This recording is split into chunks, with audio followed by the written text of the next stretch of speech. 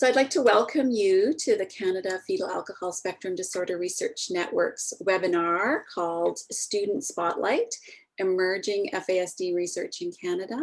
Thank you all for joining us today. We're super excited to be able to showcase some of the latest research being conducted in the field of FASD by Canadian students. And these are our emerging researchers in this field. I want to introduce you to Dr. Aamena Kapasi, is a postdoctoral fellow at the University of Alberta and is working on the substance use and addiction program and FASD population study for her postdoctoral research in partnership with CanFASD. Aamena completed her Master's of Counseling Psychology at the University of Western Ontario and her PhD in School and Clinical Child Psychology at the University of Alberta. She's been conducting research in the area of FASD since 2013, and her research is focused on supports and interventions for individuals with FASD. She has a passion for both research and clinical work with children, youth, and families. Aamena, would you like to share your screen and get started?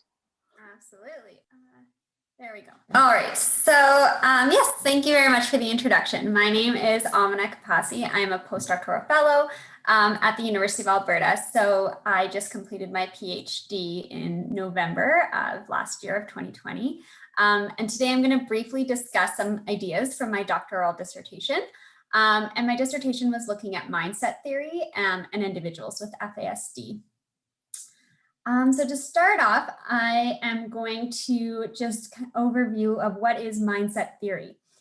So this is the work of Dr. Carol Dweck originally, but since then mindset theory has really taken off in lots of different fields and areas of research.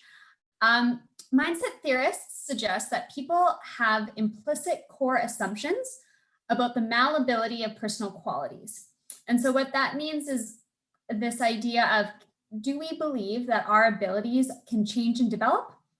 Or do you believe that your ability is set for life? So for example, we can take, math. Do I believe that my math abilities can improve with effort, time, practice? Or am I just bad at math and I've always been bad at math? It's always been hard for me. I'm never going to be able to get better at it. And so people can have different mindsets about different abilities. So like, for example, you might have a certain mindset about your math skills, but a different mindset about your basketball skills.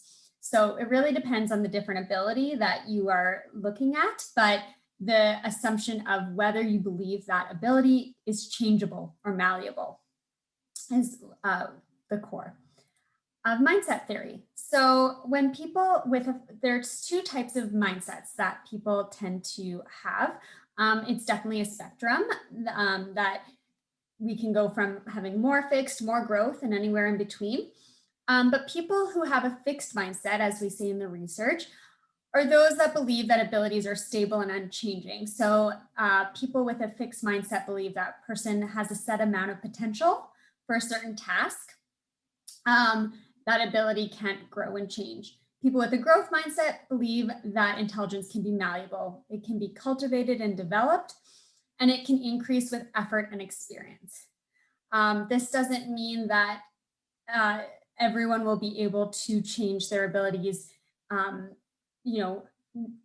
unlimited, but it means that with effort and practice and experience, you can still grow and develop. Individuals with a growth mindset usually profit from mistakes and feedback and seek to learn from failures. And on the other hand, those with a fixed mindset often become afraid of challenges and of showing inadequacy. They're generally more vulnerable to helplessness when they fail, because if I failed, that means that there's nothing I can do to get better at it. It means I'm a failure.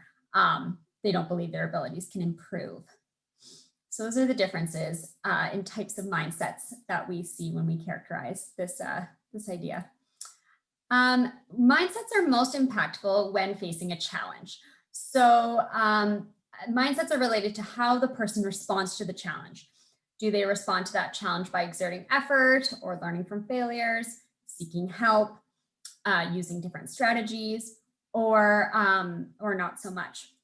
And this is largely influenced by the environment. So if you are in an environment that really emphasizes learning from failure and focusing on practice and effort, asking for help when needed, then that's going to largely influence your mindset versus a more performance-oriented environment, which is more focused on how you're performing on things like tests, perhaps.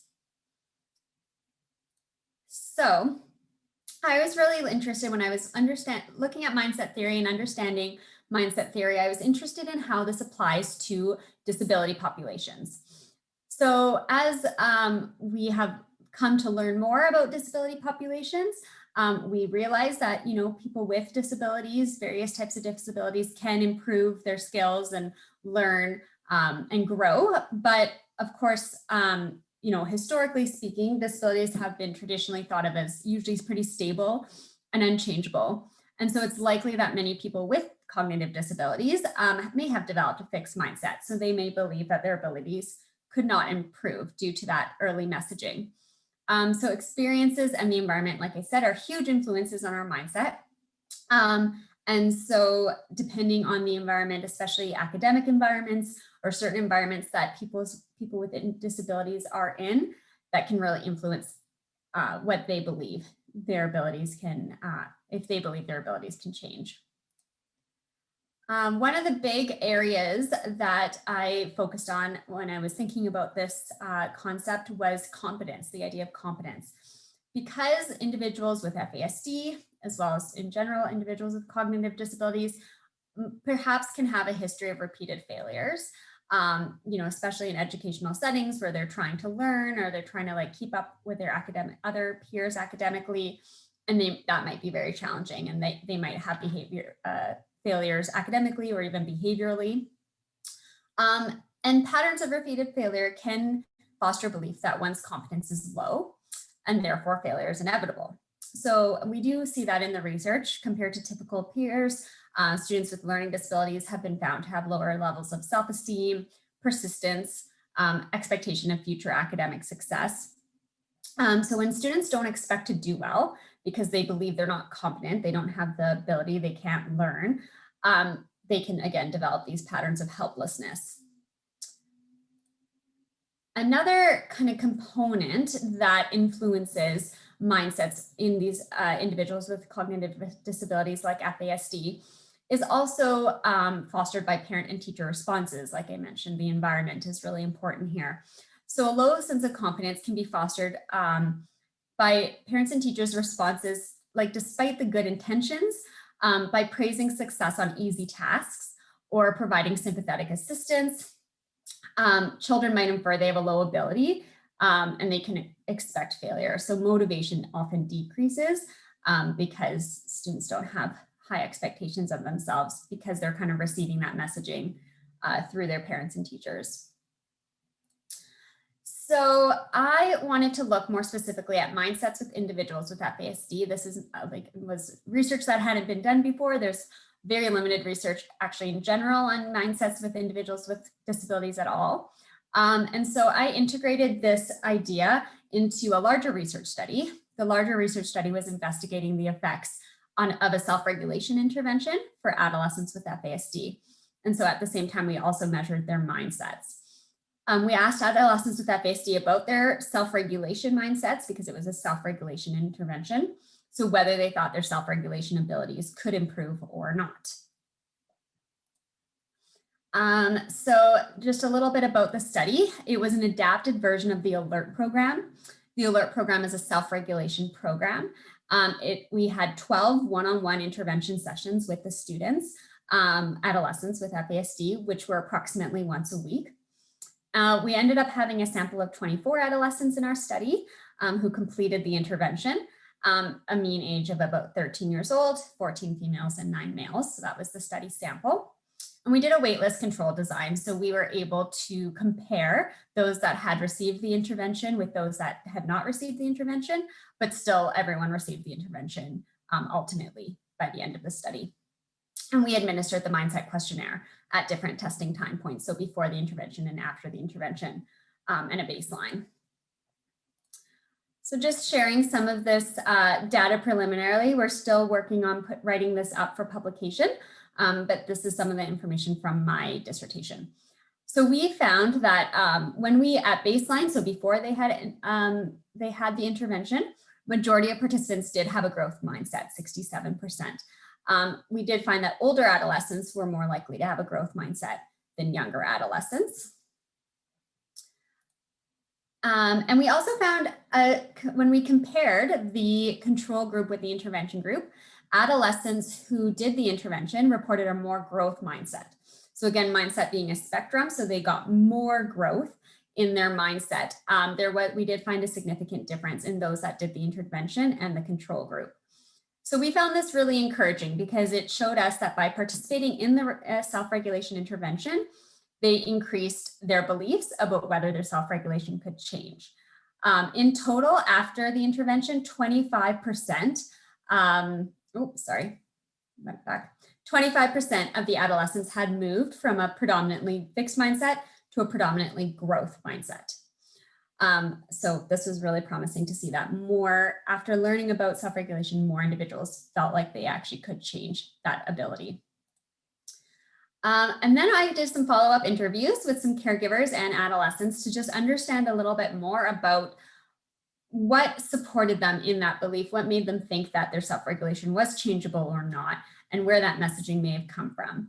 And these findings are the first to kind of describe mindsets in this population. So we found that people were more likely to believe in change in SR when people have support and resources, like the alert program. They can make meaning out of the FASD diagnosis. So again, being able to understand it as not a stable, unchangeable diagnosis in terms of abilities, can understand self-regulation, what does that mean, and maintain hope and positive outlook. And the reason that people reported they had a growth mindset about self-regulation was because they'd observed changes themselves and developed better strategies and used those strategies. So why do you think your self-regulation change? Well, I actually have seen that change. I've seen that improvement. We were able to observe that, and that helped us have more of a growth mindset about those abilities. So just some implications quickly about this research. It's helpful to note that interventions that don't specifically target mindsets, this intervention was not a mindset intervention, but we know that they still can have some important outcomes in terms of beliefs.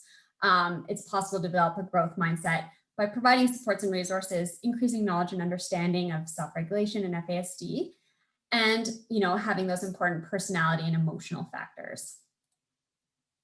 So some things just quickly that people can do to foster a growth mindset in your workplaces and education when working with students with FASD.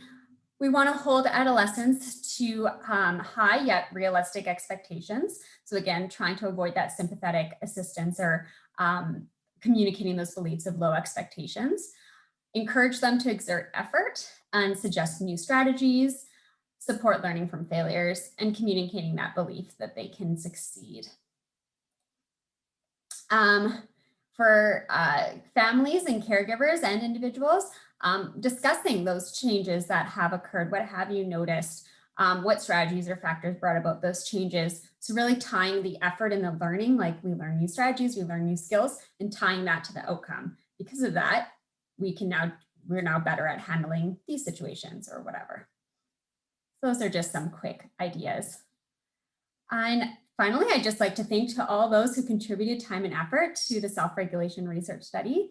And thanks to my funders and support team in helping make this presentation possible. And I've just included my email address, which I think you have as well, just as a quick thank you. And you can contact me for more information. All right. Well, thank you so much, Dr. Kapasi. That is so great. And I think really helpful and hopeful news for lots of caregivers that are on the call. So I just remind people that if you have questions, you can put them in the Q&A function. But thanks so much. We'll get back to you at the end. I have a couple of questions myself. So, all right. So our next presenter is, who is it?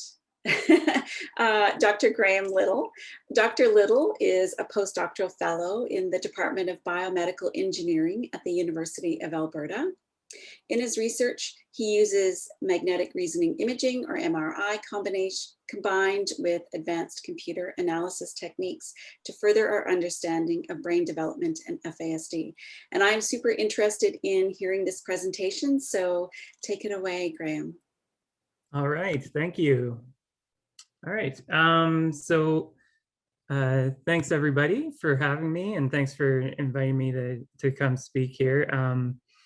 I'm going to be talking about how we can use medical imaging taken from MRI to build a brain signature that we can use to identify those with FASD. So just a bit about me. This was me, age 10, in Nova Scotia, little kid. My parents put me in this hilarious computer club called Future Kids. And that's what you do as good parents when your kid is kind of just obsessed with tearing apart a computer and trying to put it together. So from my background to where I get now is really, that's been my interest, is trying to use my, my interest in computer and technology to kind of help in any sense around neurodevelopment communities.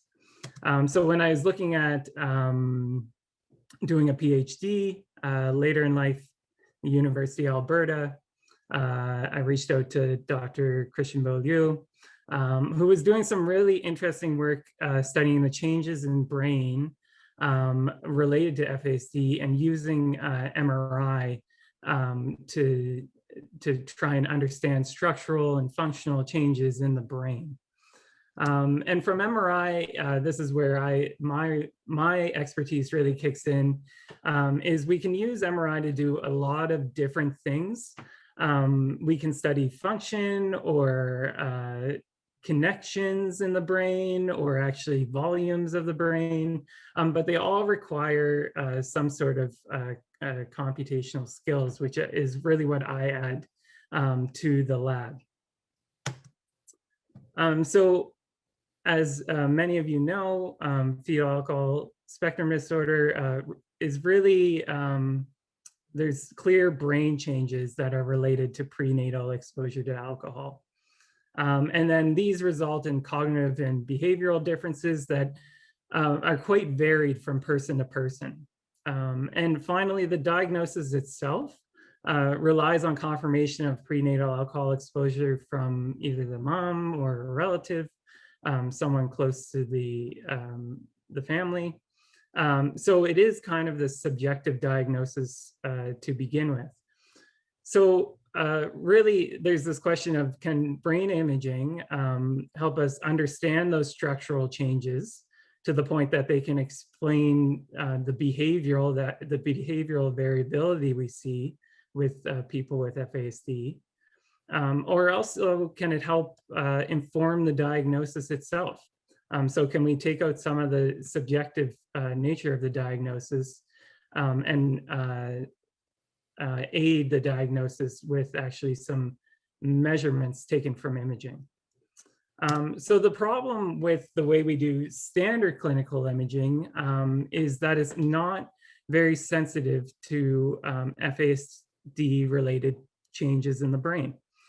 So we can see here on the left, there's a 12-year-old male typically developing in the 98th percentile rating with a high IQ. And clearly this is what we would consider a normal looking brain. And this is your brain from the back to the front. And then we compare it side by side with another 12-year-old male with FASD. No lesions, no sense this brain is injured in any way.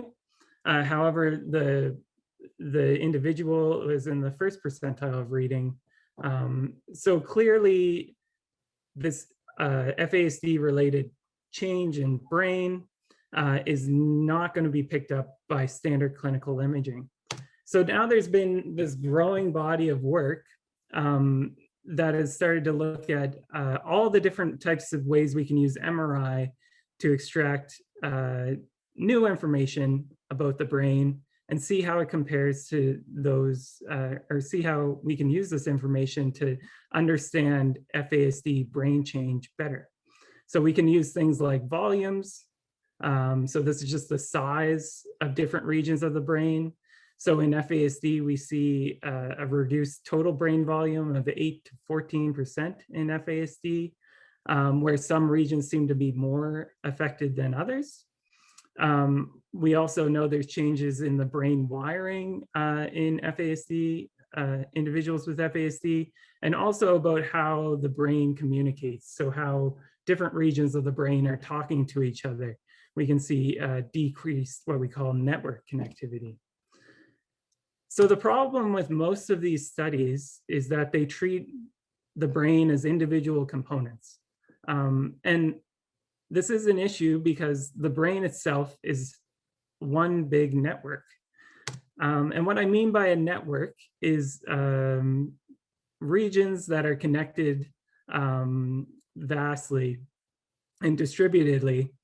So this is just an example of our airplane network. So each line is a flight. This is clearly before COVID, but each line here is a flight. So you can see highly dense connections in regions where lots of people fly and less connections where people don't fly. And the reason I bring this up is this is a very efficient way of getting people transported around the world. And our brain is designed a lot like this network. So it's not necessarily that each region should be treated individually. It's that we should be considering the brain as an interconnected piece and look for patterns between these pieces that can help us identify those with FASD.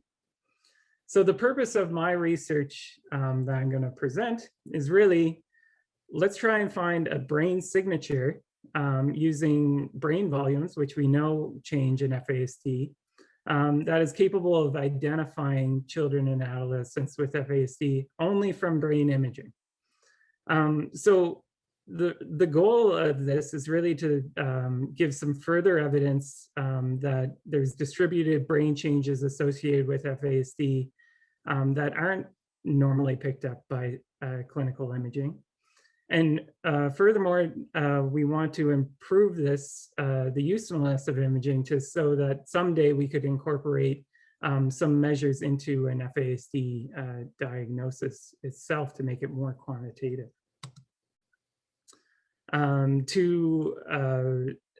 For the study, we used two massive data sets, both acquired in Canada, and I will say that they're a lot larger than what's been done previously in imaging in FASD. So this is a testament to the FASD research going on in Canada today.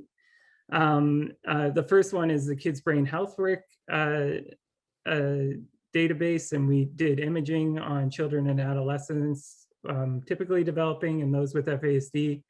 And this was across 4 sites across Canada, spanning from BC to Queen's University in Ontario.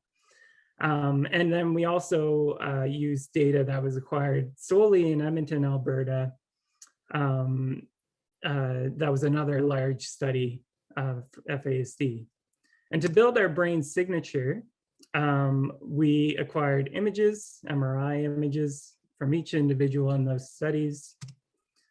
We then put it through some sophisticated software that gives us some, cuts up the brain into its various pieces. And for each one of those pieces, we can extract the size of that piece. And then we use the size of those regions to put into these complicated machine learning algorithms that is really my expertise. And I say complicated, but in one sense, they're pretty easy to understand. So it's another way of saying that we're trying to find a boundary between points. So if you have a class A, these are red dots, and a class B, which is the blue dots, a machine learning classification algorithm is just trying to draw a line between those two dots to say everything underneath should be blue, everything above should be red. So if we take this into the context of our study, we make the red dots typically developing individuals, and the blue dots are individuals with FASD. And we input our data points are actually the volumes or the size of those individual brain regions. We can actually output what's a brain signature of FASD. So what regions will help us identify those with FASD. And also we can test that brain signature for measures such as accuracy to see how well it can identify those with FASD. So first, in those measurements of accuracy, so my brain signature that I created was 77% accurate, which is quite high. And most importantly, if you combine it, or if you compare it to trying to do the same analysis on each individual brain structure independently, it well outperforms them. So this really suggests that you should be incorporating the whole brain rather than just individual components of it. And you'll be able to use imaging to more accurately identify those with FASD. And interestingly, the brain signature I made is most accurate in those with FAS and PFAS subtypes. So those are on the severe end of the spectrum of FASD. So it does suggest that, one, the model is performing fairly accurately, or the brain signature is performing fairly accurately, but is also sensitive to some of the cognitive and behavioral differences we see in those with FASD. Next, the nice thing about the way the brain signature is made, we can look at regions of the brain that are important to prediction. And we can see generally areas that have been well established to show reduced size in FASD. So the temporal cortex here, and those in the deep parts of your brain, such as the caudate, which is here. There's also, so these we expected in this area, the pars triangularis was also important for prediction. And this is an interesting region of the brain that's associated with reading ability. So there is a sense that by doing this sort of analysis, looking at a pattern of FASD brain change, that we can actually get useful information that's not necessarily, hasn't been reported previously in the literature. So really, what does this all mean for the FASD community? So the FASD brain signature, it provides further evidence of subtle distributed changes in the brain that can't be picked up by normal standard clinical imaging. So there is no lesion, there's no stroke, there's no large changes that are easily identifiable, but there are changes. So this is important for policy and in justice system, as well as education system. And it's a really, really important point. The other thing is that the predictive model, the brain signature, was reasonably accurate in distinguishing FASD. So further work is needed to improve it to be used in clinical diagnosis. And really where I'm going to take this is trying to make it more impactful for the clinical diagnosis. So can we create a brain signature for subtypes of FASD? And I think the most interesting project that is definitely a ways away, but in years to come, is looking for a brain signature that gives us an idea of the timing and severity of alcohol exposure. So could we predict how severe someone was exposed to alcohol based on images taken later in their life. And this would have very impactful importance for interventions and clinical, further clinical utility. So I would just like to thank all the people involved in the studies and my funders. And definitely the most important people to thank are all those that are involved in these imaging studies who volunteered their time to come participate. We couldn't do this without you.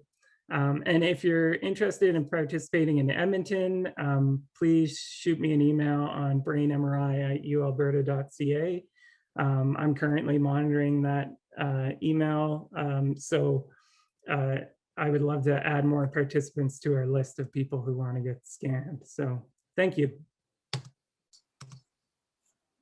Wow, thanks, Dr. Little. I love it when the brain science impacts the clinical work so directly. Thanks for making that easy for us to understand. I really appreciate that. So I think that there'll be some questions for you later on here. We'll move on to our third and final speaker. And we're very excited because this presentation is so timely in this period of COVID that we're in. So with that, I'd like to introduce Maude Champagne. Maude is a neurosciences PhD student at Queen's University under the supervision of Dr. James Reynolds and a trainee with Kids Brain Health Network.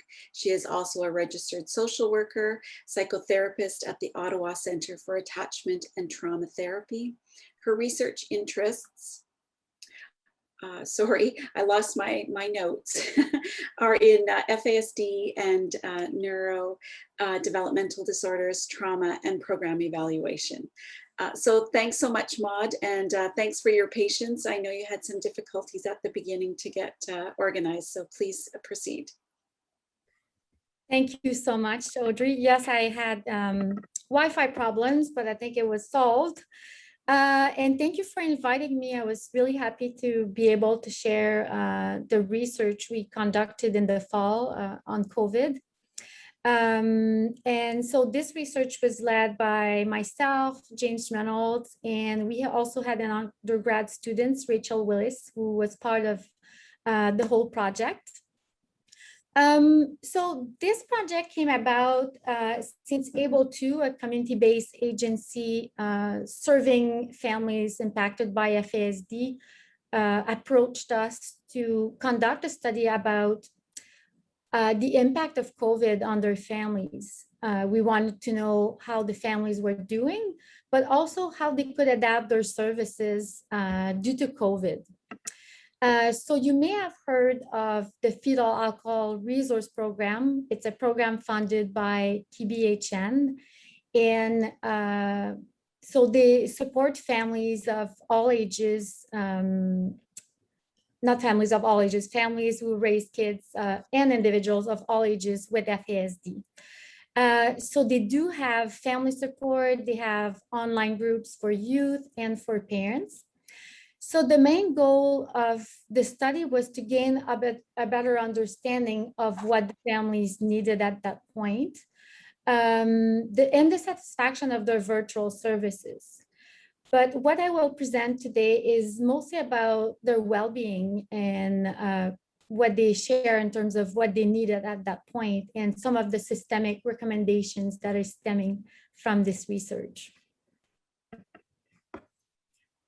So how we decided to consult with the families, and there's about 70 families in total involved with the FAR program. We sent a survey. We had about 17 responses, and we also conducted semi-structured interviews. We had 10 families responding to the call. So some of our questions were about how their family was doing, about pre-existing mental health conditions, about some of the trauma the children have been through before, and also about the satisfaction of the services. So one of the major findings was how the caregivers express the difficulties of supporting children when the structure that was in place just went out of the window.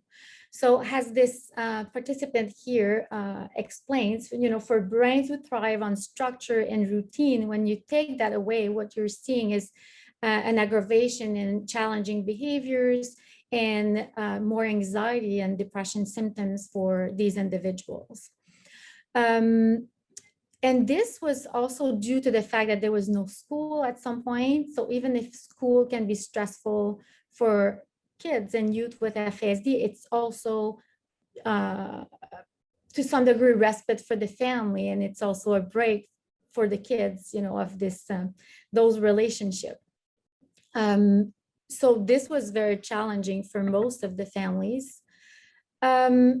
And what they also talked about was an increase in challenging and dangerous behaviors. So what we refer to when we're talking about dangerous behaviors is self-harm, aggression towards siblings, towards family members, sometimes it's pets. And I should also mention that all the families that took part in the interviews were adoptive families, either through kinship, the child welfare system, or international adoption. So all these children had trauma of some kind or attachment disruption at some point in their lives. And it seemed that was an aggravating factor for several of the families.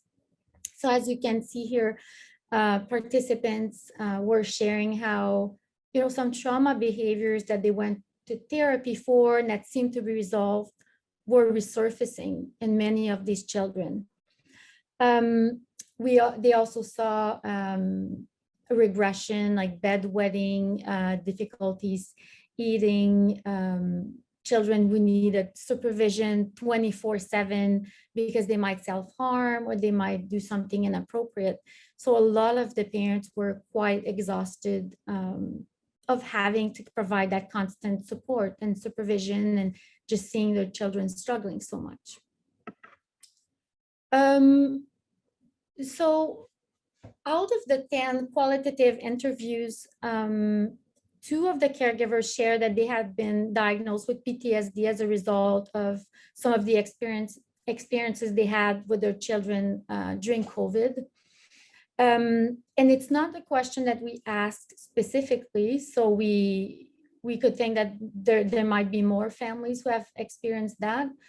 And like we see up here on the quote, it's some of the children who have extreme or more severe attachment issues, the fact that they're with their caregivers constantly without any break can be a loaded situation. So a lot of these children had severe tantrums.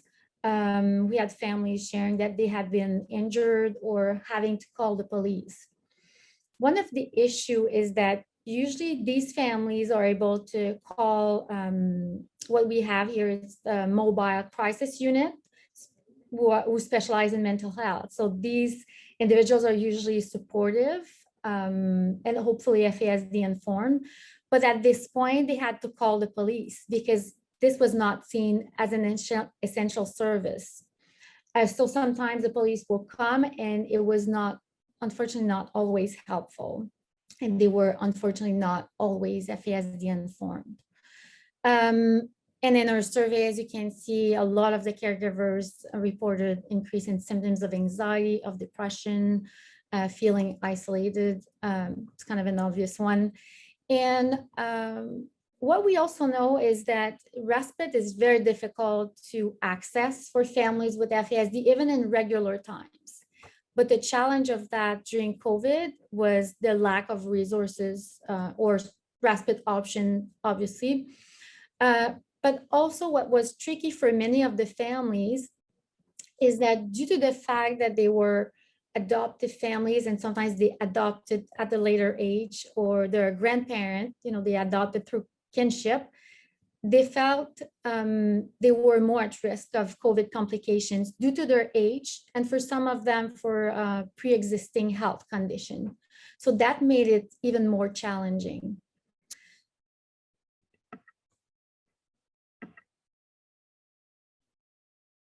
Okay, so here, if you look at the bottom, we have our 10 participants in the qualitative interviews. And out of the 10, we have 8 who mentioned either aggression or dangerous behaviors. And it really isn't a spectrum. So you have people who would say, my child, becomes aggressive, but to the point where at the end of the spectrum, you have parents saying, I had to fear for my life. Like it was to that point. So the first 3 are the 3 families who said they experienced placement instability. And what we call placement instability, it's either the child was no longer living in their home, or they were strongly considering placing the child somewhere else at that point. And when we ran the in vivo analysis, we saw that these 3, what they had in common, they had the highest rate of dangerous behaviors, either self-harm, but also aggression towards family members. These 3 also were living in a rural environment. Other factors, when we compared someone, let's say at the right, who said, oh, I'm doing fairly well, compared to the person who had the highest rate of dangerous behaviors, we saw other vulnerability factors, such as the severity of attachment issues, of the trauma, as well as being a single parent and having financial stress. So these seems to be aggravating factors. Something else I'd like to mention is that the impact of siblings. So when we do research in neurodevelopmental disorders, we often talk about siblings as the neurotypical child who has to deal with the sibling who has a disability. But what we saw in our demographic is that these families had several children, up to 3 sometimes, with FASD or trauma or autism. So that was a compounding factor to the severity of the crisis for many. So from there, I have to say I did not mention all the things that they shared about ABLE2 and about all the changes that ABLE2 made from the recommendations, but there were several things that were actually quite satisfied. It was minor things like online groups are better when they're smaller. For example, they were able to have 30 people in a support group when it was in person, but not online. So there was some recommendations that was implemented by ABLE2, but there was also some systemic recommendations stemming from this study. So one of them was resuming the mobile crisis unit as an essential services for these individuals. And when it's not available, it's having to call first responders. And hopefully we would like the first responders to be trained in FASD to know how to de-escalate the situation and how to support the whole family. So there's no shame or blame towards either the caregivers or the individual with FASD. Something else that was mentioned by the caregivers is increasing mental health support for their children and youth, but also to not overlook their own needs. We know from research, if the caregivers are not well, this will impact the children. So we need to take care of the caregivers as much as we take care of the children and the youth.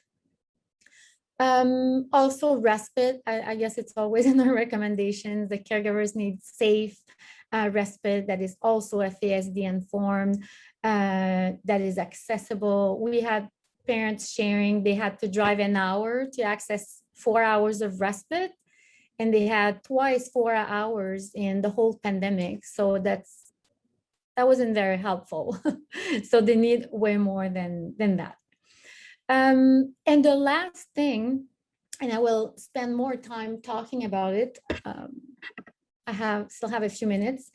So it's developing interventions that are addressing aggression and dangerous behaviors that people with FASD might display.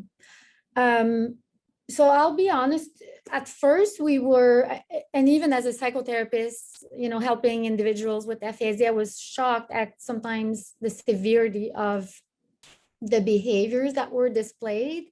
And we were struggling in how we would address it and talk about it even, because we don't want to further stigmatize individuals with FASD. Not all of them will display aggression, but some do. And we do feel like we need to respond to it and have the proper intervention. And why we need to do that is also because we know a stable, safe, and nurturing home is one of the main protective factors against secondary impacts of FASD. So for better outcomes, we need to support the families and make their home a safe haven for all the kids there. So what we're doing, we're actually having a consultation group. It will start soon to decide on the wording, the terminology we'll use to not further stigmatize individuals with FASD, but at the same time to be precise in how we'll respond to it. And we are also planning a preliminary pilot, hopefully in the fall, with an intervention that is, it's actually from Israel. It was created at Tel Aviv University. And it was adapted in several countries for autism, for ADHD, for caregivers of children in foster care. It's not adapted to FASD yet, so our hope is to make modifications and adaptation so this could fit to the FASD population. This intervention aims at supporting the caregiver mostly. It's not behavioral modification. So we're very hopeful that this will be helpful to families. So in closing, I would like obviously to thank all the participating families. As you can see, these were difficult stories to share, but they entrusted us with this information, and we're hoping that we can use their stories to improve services for all families. This research was also funded by My Tax, Able2, and Kids Brain Health Network. So we want to thank our funders. And please feel free to reach out if you have any questions about this presentation. Thank you so much. Thank you, Maude. That's really important work, and we really look forward to the next steps of that. We've heard some stories as well from families along that same line. So I'm sure that all of those that are on the call are going to be anxious for the next part of your project. So thanks for that. I know that you have to leave right at the top of the hour. So maybe I'll just ask if Aamena or Graham have any questions for you. And I have a question for you if they don't, but and then we'll let you go. Thank you. Aamena or Go Graham? ahead, Audrey. I don't have anything right now. Okay.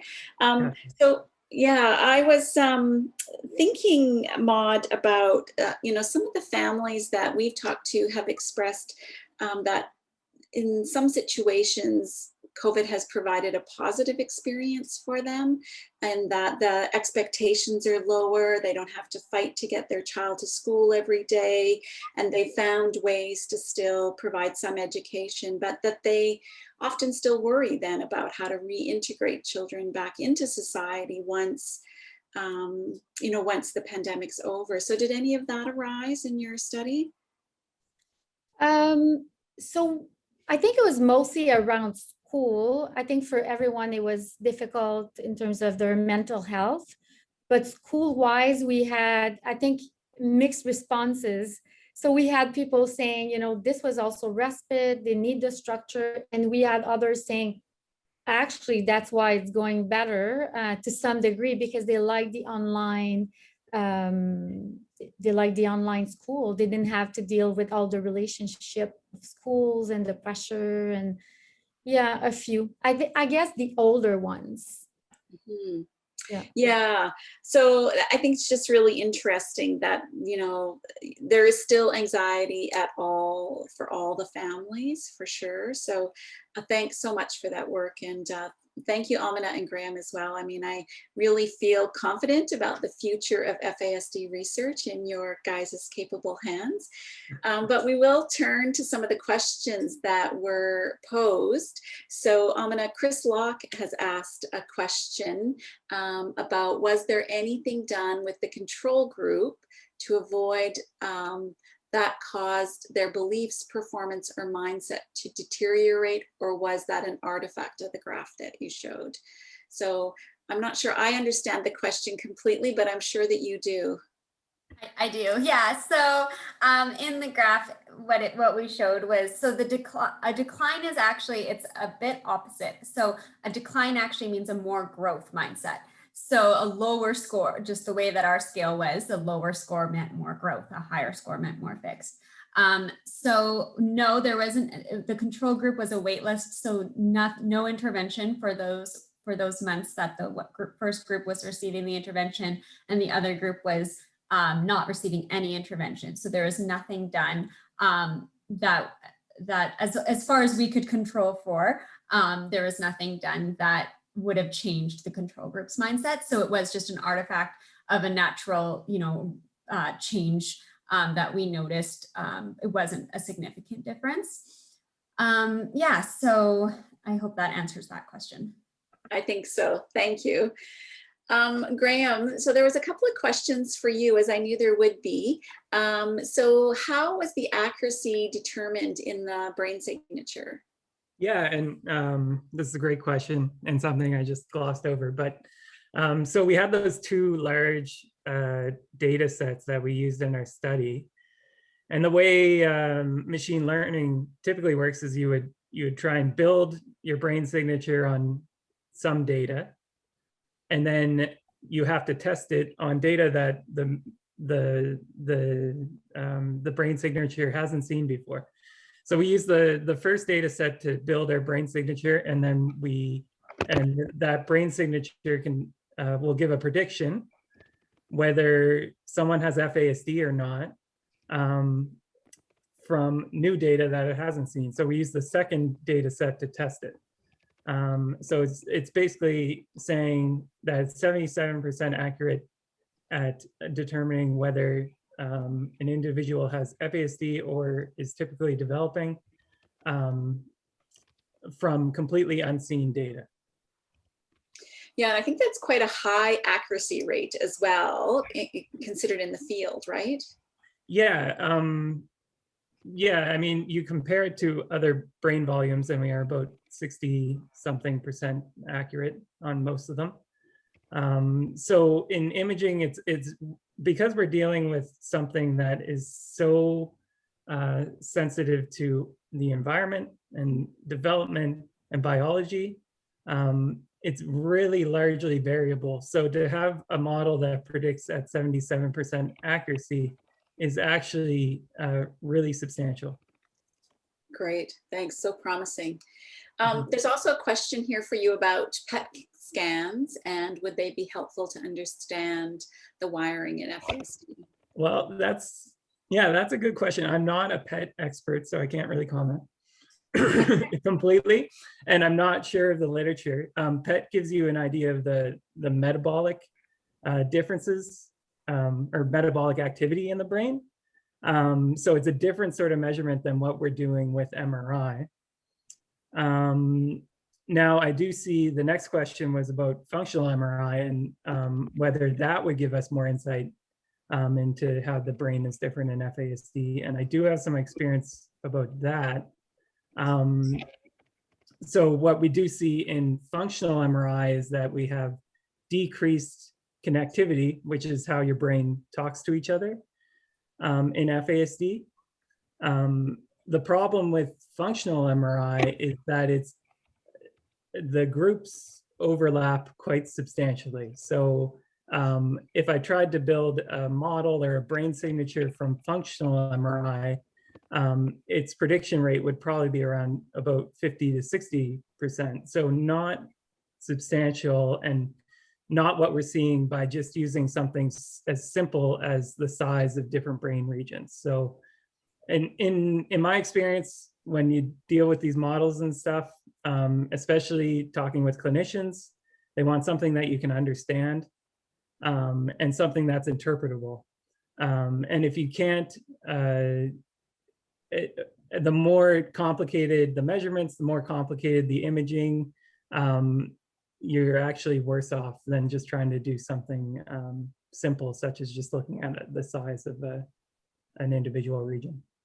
Okay, good. Mhm. Thank you. So this is an interesting question about combining Aamena and Maude's work together. So would either of you like to address that? What is the question? Does it just say, could you do It's that? how could combining Amena's work with Maude's work, providing the alert program during COVID time, perhaps? I think that would be very interesting. I think the alert program, to be honest, I was counting my blessings that I finished all my doctoral research before COVID, because we did meet like in person one-on-one, and it is pretty hands-on. I think it probably could be adapted online. The alert program is like an available program, so it's not, we modified it for our study for FASD adolescent populations. But if you're interested in just learning about the program and in learning how they talk about self-regulation and how the program teaches strategies, you can find that online. And I am not sure, but they might have some adaptions already, like for COVID, because it is like a paid for type of program. So yeah, Maude, I'll toss it to you. Yeah, and then I'll have to go, but I'm not sure if they meant the study that I was presenting today or about our pilot. Oh, so yes. What we did is we're basically, we were looking at what families needed at Able2, and Able2 has, so they're not using the alert program, but that could be an interesting thought. Like this is something that they could use. So the intervention that we are hoping to use it's towards the caregivers. It works a lot on self-regulation of the caregivers, building a supportive network, and there's other mentalization elements. And sometimes it can be complemented. So for example, as a psychotherapist, I do use the alert program with the child, and it's child focused, but you also have some elements, other elements of intervention for the parents, right? It's never like cookie cutters when you're really doing it. Everyone is so different. For sure. Well, thanks for that. And I think that we'll close here. So again, thank you all for those interesting presentations. I really liked this format, and I think that CanFASD will do this again to highlight the important work that students are doing. And as I said before, really encouraged that our field is in good hands. And I also want to thank all of the participants that have been on this call. Thank you so much. CanFASD will be running a number of webinars over the next year, so stay in touch with us at canfasd.ca or on our social media feeds. And yeah, just have a great weekend, everybody. Thanks. Thanks, everyone.